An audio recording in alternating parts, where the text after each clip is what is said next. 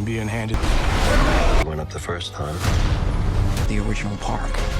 Freedom.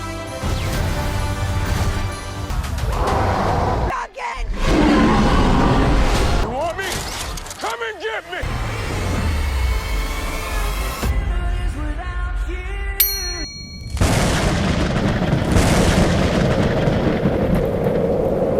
Hey everyone, welcome back to the channel, your go-to place for breaking down the biggest upcoming movies. Today we've got something special for you. We're diving deep into some of the most anticipated films coming in 2025. From superhero blockbusters to terrifying horror sequels, we're covering it all. And first up on our list, Captain America: Brave New World. The buzz around this film is insane. This is the first Captain America movie without Steve Rogers, and fans have been dying to see how Sam Wilson, Anthony Mackie, takes on the mantle. But there's already a big controversy: the runtime. So let's break it all down. Is this film set to be another MCU hit, or could it be a major letdown? Let's get into it. Captain America: Brave New World. Too short for a big impact.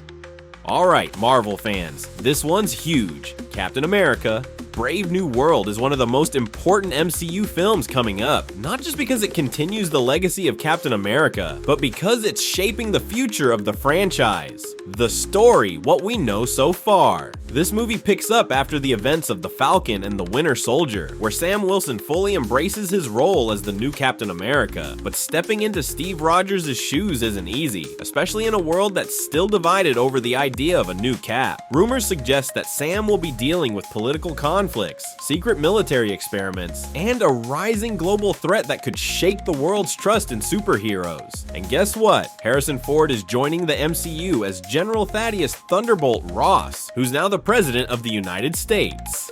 If you know the comics, you probably already guessed, Red Hulk could be coming. That's right, we might actually see Ross transform into Red Hulk in this film, which would be epic. The controversy: why is it so short? Now, here's where fans are divided. Reports confirm that Brave New World is only 1 hour and 58 minutes long, making it one of the shortest MCU films ever. For comparison, Captain America: The Winter Soldier, 2 hours 16 minutes. Captain America: Civil War, 2 hours 27 minutes. Avengers: Endgame, 3 hours 2 minutes. See the problem? For a movie this important, fans were expecting at least 2 hours and 20 minutes. The shorter runtime has led to fears that the film might feel rushed or lack the depth that past Captain America films had. But here's the thing, shorter doesn't always mean worse. If the pacing is tight and the story is well executed, this could still be an amazing movie. Marvel has a lot to prove, especially after the mixed reception of recent films. Final thoughts: will it be a hit or miss? At the end of the day, Brave New World is a make or break moment for the MCU. If it delivers, it could set the stage for a whole new era of superheroes. But if it flops, it could spell trouble for Marvel's future. What do you think? Is the shorter runtime a red flag, or do you think the film will still be amazing? And are you excited to see Sam Wilson fully take on the Captain America mantle? Let's discuss in the comments.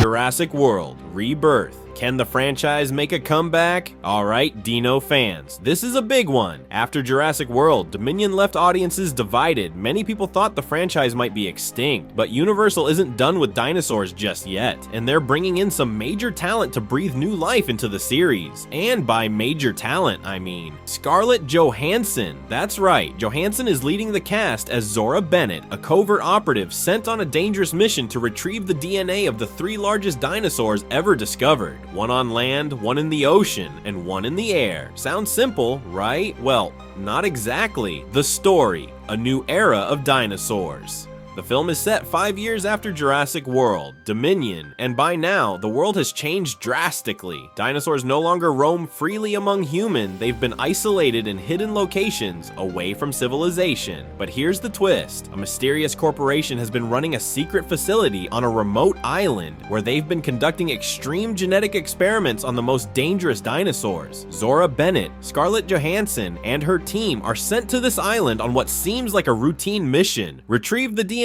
samples and get out. But once they arrive, they realize something is very, very wrong. The dinosaurs here aren't just bigger, they're smarter and more aggressive than ever before. And let's be honest, when has a mission in a Jurassic World movie ever gone as planned?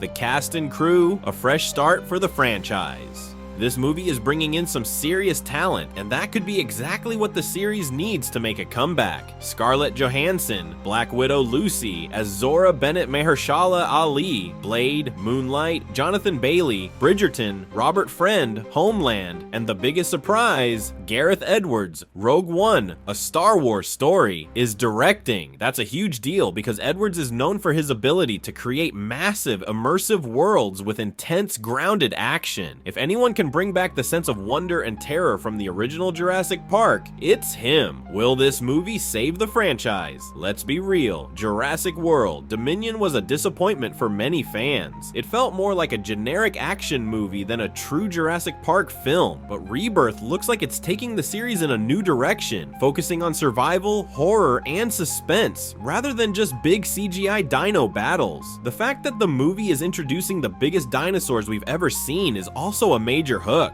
Could we finally get a dinosaur even more terrifying than the T-Rex or the Indominus Rex? Final thoughts, can it be a hit? At the end of the day, Jurassic World Rebirth has the potential to bring the franchise back to its former glory, but it all depends on execution. Will the movie be a true survival thriller, or will it fall into the same CGI overload trap as the last film? What do you think? Are you excited to see Scarlett Johansson take on dinosaurs? And do you think the Jurassic franchise still has life in it, or should it have ended with Jurassic Park? Drop your thoughts in the comments. Next up.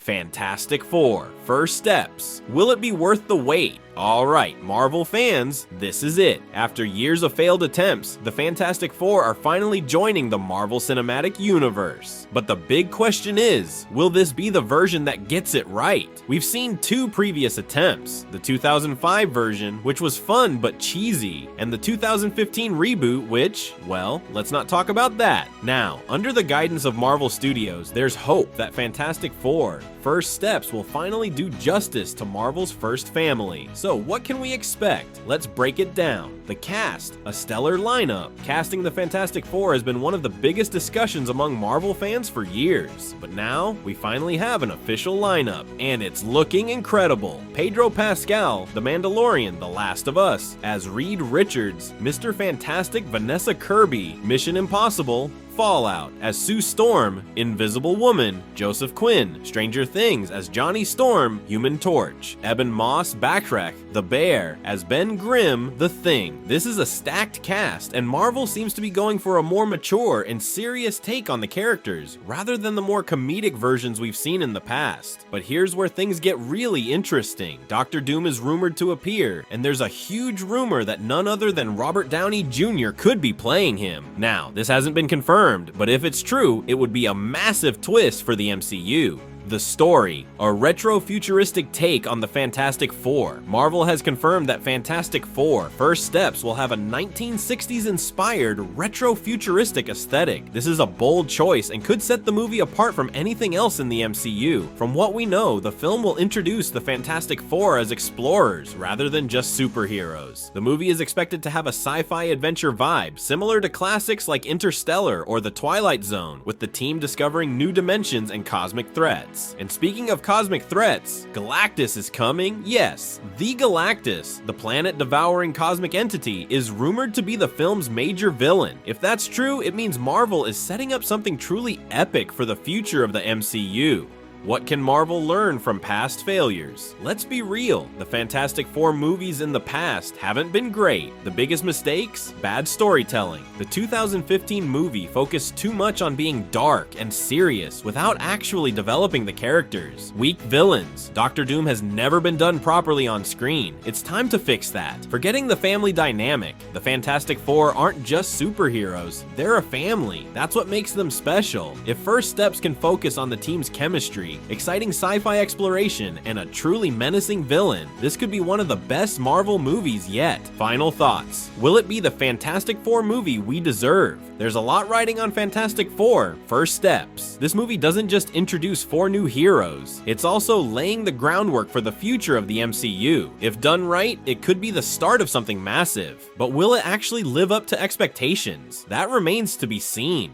What do you think? Does this cast excite you? Do you think this will finally be the Fantastic Four movie that gets it right? Let's talk in the comments. Next up, we're diving into the return of one of horror's most legendary franchises, Final Destination, Bloodlines. Stay tuned, Deathfire.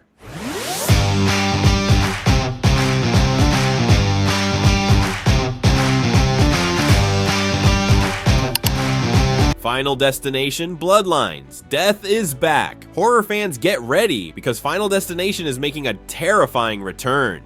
This franchise has given us some of the most creative and horrifying deaths in cinema history, and now, after more than a decade, it's finally back with Final Destination, Bloodlines. But the big question is, can it still deliver the same shocking suspense and nail-biting tension? Or has the series run out of ways to keep us on the edge of our seats? Let's break it down. The story. A fresh twist on fate. One of the biggest challenges for any Final Destination film is finding a new way to play with fate while keeping things fresh. Bloodlines follows a college student named Stephanie who begins experiencing terrifying nightmares of a deadly disaster. At first, she thinks it's just stress, until she starts recognizing the people in her dreams. When she rushes home to warn her family and friends, she realizes that fate is already in motion, and death isn't about to let anyone slip away. The core idea of Final Destination has always been that you can't cheat death. No matter how hard you try, it will always find a way to balance the scales. The twist this time, the survivors may have an unexpected connection to past victims. Could death be finishing what it started years ago? This concept alone makes Bloodlines one of the most intriguing sequels in the franchise. The kills, can they still shock us? Let's be honest, the Final Destination series lives and dies by how creative and gruesome the deaths are. Fans still talk about the log truck scene from Final Destination 2 and the terrifying gymnastics accident from Final Destination 5. So how does Bloodlines plan to outdo itself? Reports suggest that the film will feature some of the most elaborate death scenes in the franchise's history, including a shocking theme park disaster that could rival the roller coaster tragedy from Final Destination 3. Also, early leaks hint that some deaths will be reverse misdirects, meaning just when you think someone is about to die in a predictable way, bam, death takes them in an entirely unexpected direction. What made Final Destination so scary in the first place? Unlike other horror franchises, Final Destination doesn't rely on a killer with a mask or a monster in the shadows. Instead, its true horror comes from something far scarier. The idea that death itself is watching, waiting, and setting up elaborate traps that no one can escape. What makes Bloodlines so exciting is that it seems to be leaning back into the psychological horror that made the first few films so terrifying. It's not just about shocking gore, it's about making you fear everyday life. Think about it. After watching Final Destination, who hasn't double-checked their seatbelt, avoided standing near glass panels, or felt uneasy around power lines? Final thoughts. Will this bring the franchise back to life? After more than a decade, Final Destination, Bloodlines has a lot to prove, but if it delivers strong characters, a fresh twist on the formula, and some of the most jaw-dropping deaths in horror history, this could be the perfect comeback for the franchise. What do you think? Are you excited for Final Destination, Bloodlines? Do you think the franchise still has the power to terrify audiences? Let's talk in the comments. Okay, let's keep the conversation going. We just covered 4 of the biggest upcoming movies, and honestly, I can't wait to see how they all turn out. Which film are you most excited about? Captain America, Brave New World, Jurassic World, Rebirth, Fantastic Four, First Steps, Final Destination, Bloodlines. Let me know your thoughts in the comments below. And hey, if you had fun hanging out today, don't forget to like this video, subscribe to the channel, and hit that notification bell so you never miss out on the latest movie updates. Until next time, stay awesome, and I'll see you in the next video. Movie Magic.